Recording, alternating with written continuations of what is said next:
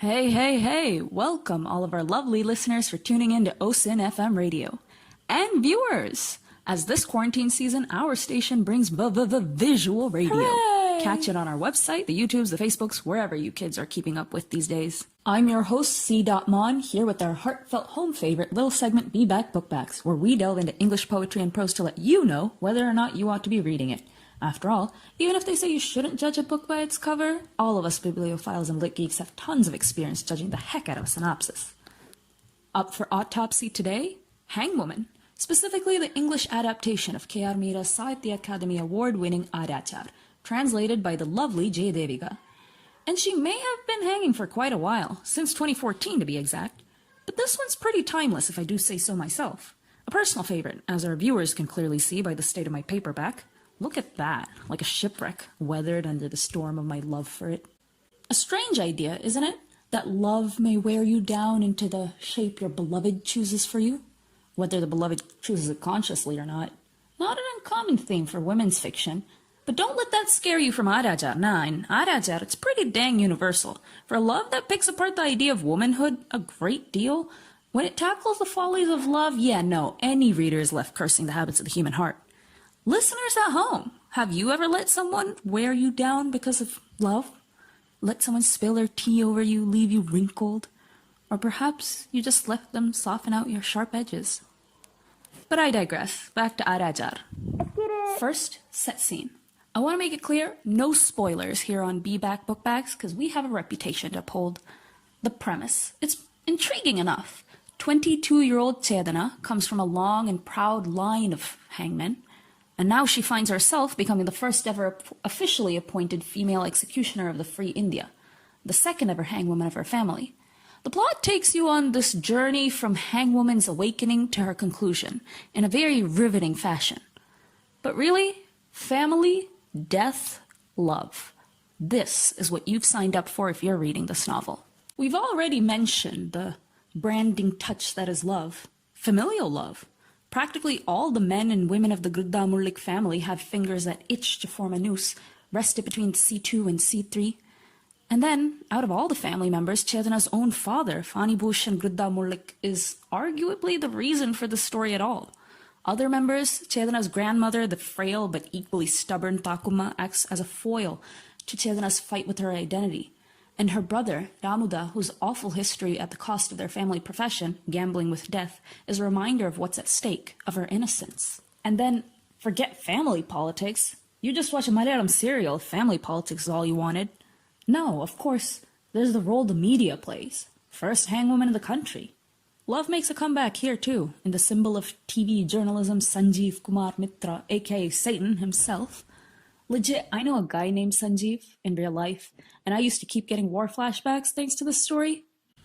But no, these are all matters you can read yourself. Read from another book review. Better yet, read the actual novel itself and watch the plot unfold. No, I'll tell you what makes this novel a genuine masterpiece. To me, it boils down to two elements. First, you have the five senses of the writing. The outside world. It's so vivid. Every songbird and side character is a metaphor, a clue to the question of human existence.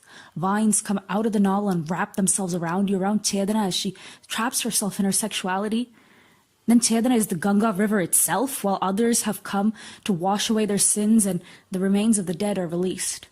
There's this Japanese concept of ma that translates to a sort of stillness in a story, time for the audience to breathe and linger.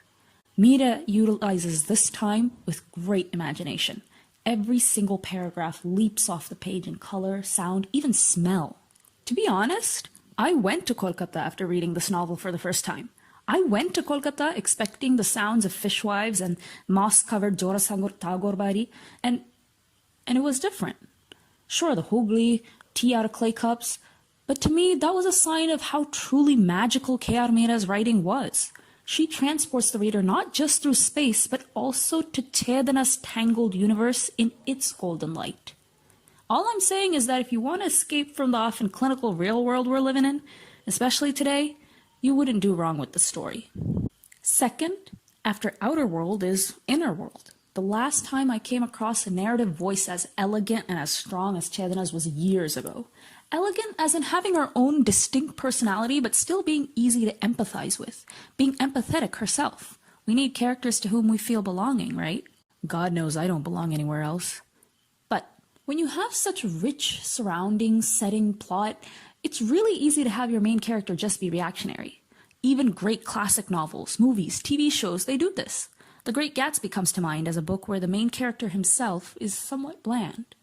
Chedana has her own motivations.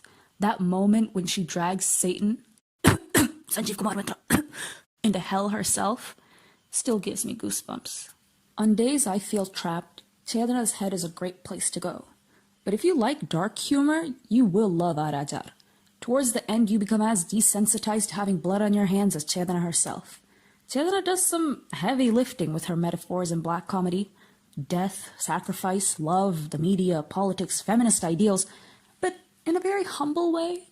Meera isn't here just to hand you some token thoughts about media sensationalism. Instead, let's talk about the trope of making a spectacle of women suffering in traditional media. Why do TV shows love to show weeping women? And a story about a hangwoman. Death penalty isn't just a headline. Instead, let's take the reader on a 200-page-long exploration of who in the death penalty. Who? Meera uses to her advantage a perfect blend of vanity and introspection. Ultimately, Arajar's biggest strength is that it's a non-linear coming-of-age tale. Not non-linear in the shock of the fall sense where you're not sure where the ending happened and chronology itself is played with. No, in a way that rightfully shows how growing up is one step forward and two steps back. How the more we try to know ourselves, the more the world challenges us and those beliefs. It takes a realistic, yet fantastical premise, and deep fries you in it. The beginning does lag a bit though, so 9.4 out of 10 would recommend. That's the end of today's segment. Stay safe, folks.